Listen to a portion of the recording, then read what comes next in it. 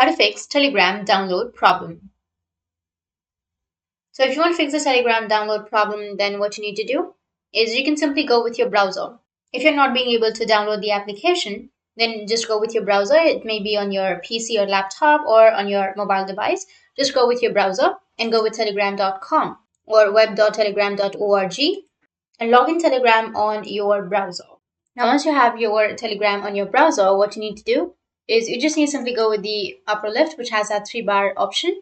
Go with settings. Now, under settings, you need to go with data and storage. Go with storage usage. If you have the storage usage option, you just need to simply go with storage usage. And if your storage is full, then you just need to simply go and remove some files or delete something to free up your space. Once you've done that, you can try downloading the application, or you can just simply go with the Microsoft Store. And here you need to simply search for Telegram. And once you've searched here, you will get the option of install, or you will have get option. You just need to simply click on it and it will install it.